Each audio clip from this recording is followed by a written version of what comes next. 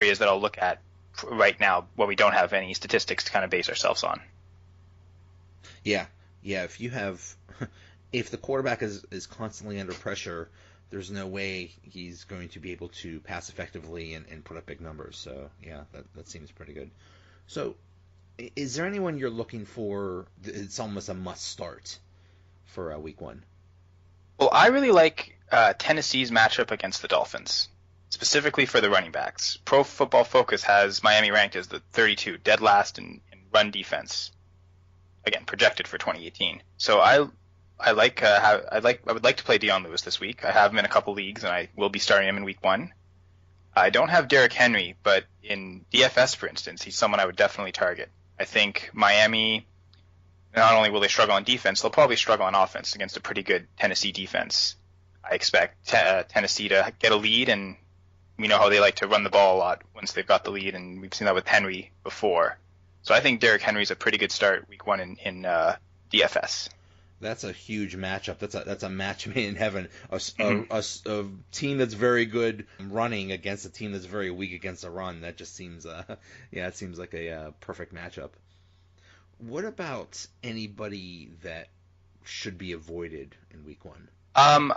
Well, I mentioned Amari Cooper, and again, if you're drafted Amari Cooper, you probably don't have a choice but to start him. But I would look at someone like Jordy Nelson.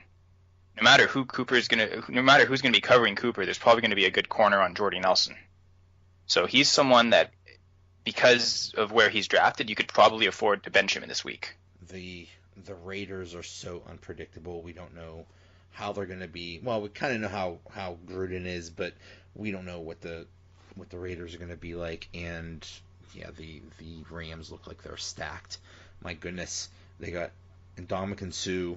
And they already had Aaron Donald, and they had some strong cornerbacks. So yeah, it might be good to avoid a lot of the Raiders. Mm-hmm. Now, in terms of DFS, honestly, I am terrible at it. Do you have any pointers for how to succeed in DFS?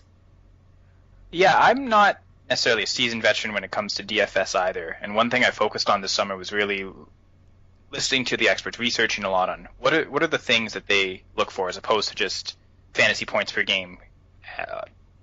So one thing that I heard a lot of is what Vegas is saying is something that should be paid attention to. So looking at Vegas point totals, over and unders for each team every week, and if they're favored or not. Those are things that we really should be paying attention to, and I hadn't really before this year. So when doing my week 1 research, I really took that into account this year. Is there anybody that you think is going to be particularly strong that we should have in a DFS lineup? Yes, one team that I would strongly target, and it doesn't come as a huge surprise because we know they're a good offense, but it's the Saints. So of all the teams this week, Vegas has the highest over-under on points with the Saints. Their over-under is 29.5. That leads the league. They're also favored right now by 7.5 points against the Buccaneers.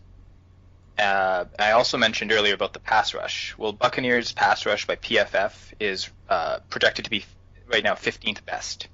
So it puts them about middle of the pack.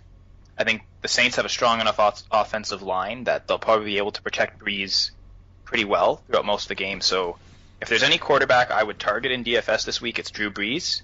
I'd also look at Michael Thomas especially, but even the lower tier options for the Saints receivers, Ted Ginn, Cameron Meredith. Even if you take Traquan Smith, if you think the rookie can produce right away.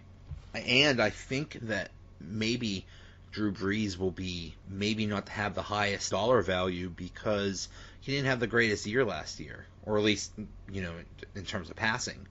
And from what I keep hearing over and over again is there's no way that can continue. There's no way that the running game is going to be so strong again, and Drew Brees is going to have another down year. So, yeah, that seems to be a really good play.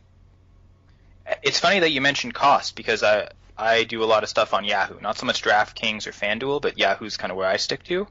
And on Yahoo, they have him lower than Kirk Cousins. So I was pretty surprised at that. To me, that screamed value there. Their most expensive player was Tom Brady, who has I think a decent matchup against the Texans, although that front seven is pretty dangerous. So I wouldn't want to pay Brady's cost for this week. When you try, is it all just about value in DFS? just trying to get the highest output for the lowest amount of money? Is that basically what it's all about? I suppose philosophically, yes, but it's a lot harder than that phrase, because it seems simple, but you want to be able to see where all the points are going to be coming from. And sometimes an expensive player will have a huge week, and they become a value at that point. So, yeah, I suppose yes, it is. And you try and figure out where these big games are coming from.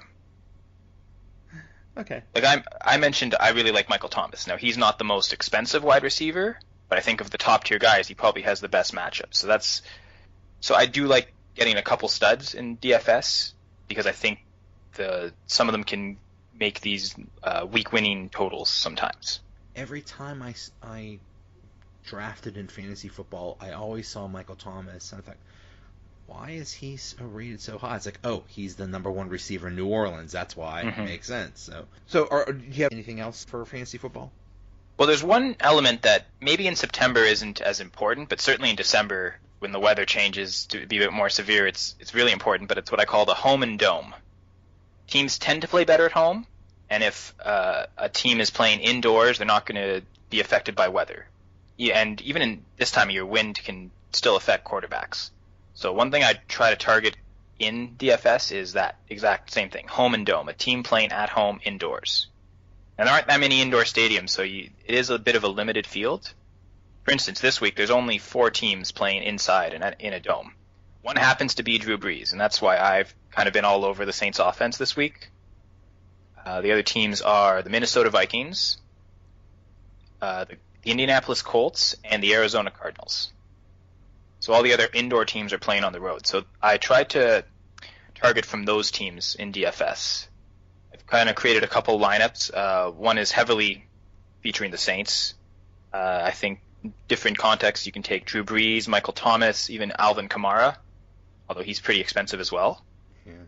I especially like Stephon Diggs this week with the Vikings, again, because they're at home. I don't think the 49ers defense is top-notch.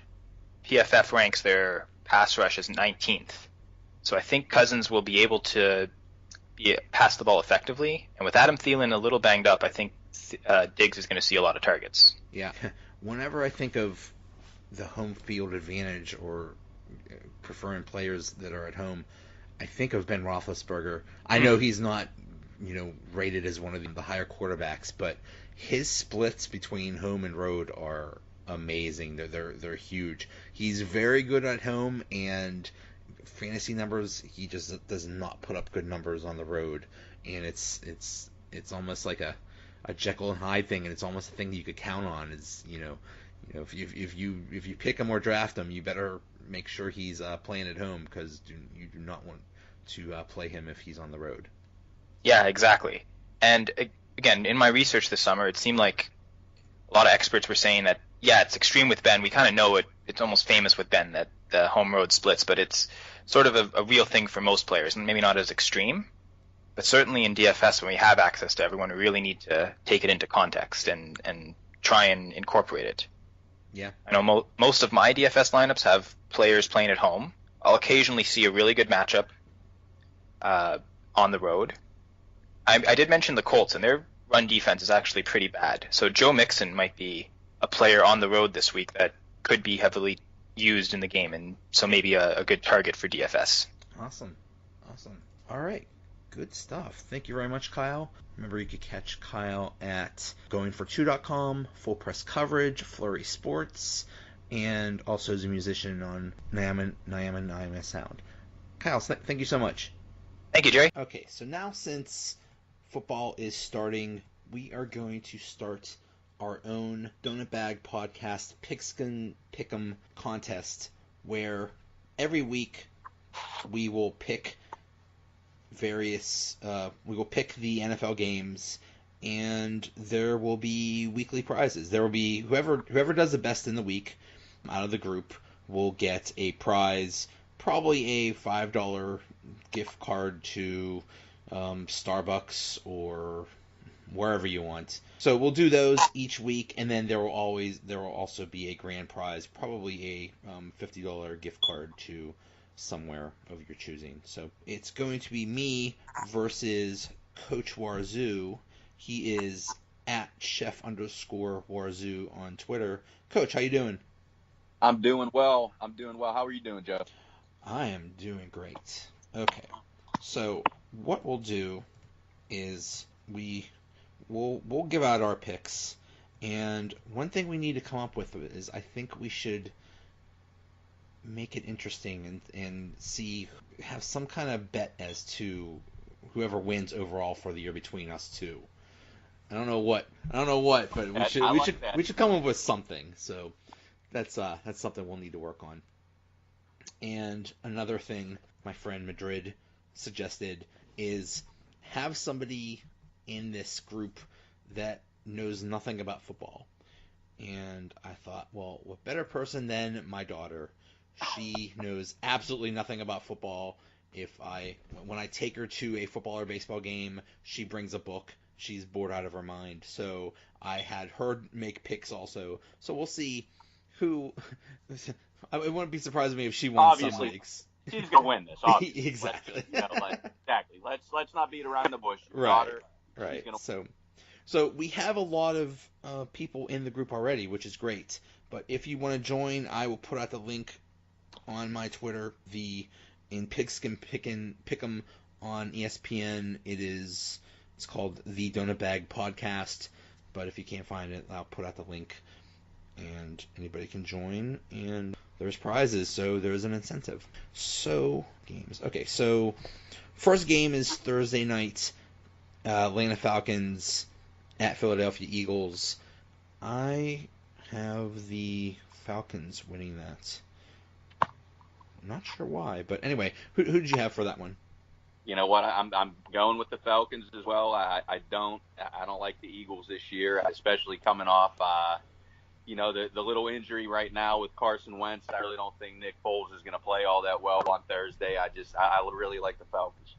I think they're a big candidate for Super Bowl hangover. Without a doubt. I could totally see that. That's probably what I was thinking there. Okay. Then Buffalo Bills at Baltimore Ravens. I had the Ravens there. Who did you have? You know what? I like the Ravens this year. I think they're going to bounce back a little bit. And, the quarterback situation in Buffalo scares me, so I'm going Baltimore. Yeah, Bills are one of my favorite teams, but boy, it does not look good for them this year. So yeah, I also went with Ravens. Cincinnati Bengals at Indianapolis Colts. I had the Bengals in that one. Who'd you have? You know what? I think this is going to be our first difference of opinion. I have the Colts. I like Andrew Luck coming back from injury. Down on the Bengals a little bit this year. I like Ebron at tight end, and I just think the Colts are going to come away with one. Yeah, Andrew Luck. That's a big wild card there. If he is back, and if he's back to where he was before, then Colts could be good again. Then the Steelers at the Browns. There was a time where I thought that the Browns had a chance in this one, and now the more I think about it, I think the Steelers. It might not be a blowout. It might be close, but I think the Steelers will definitely win this one. What do you think? I think this one is going to be closer than the experts may think, but I just think the Steelers at the end of the day. I think the defense, just because a lot of guys haven't really suited up this preseason, I think the defense is really being slept on a little bit, as crazy as that may sound. I like the Steelers. Yeah, I really liked what I saw out of Stephon Tuitt, that third preseason game. And if he could get going with Cam Hayward, and just if that defensive line can and Cleveland's offensive line looks weak. So if you have a defensive line that's destroying their offensive line, then their offense is just not going to do well. So unless, of course, Tyrod Taylor decides to run, because the Steelers are helpless against running quarterbacks, and they can never cover the tight end. But that's another situation. So Tennessee Titans at the Dolphins. I had the Titans in this one. Who do you have? well, the Dolphins stink. I got the Titans. That's my analysis on that one. Yeah,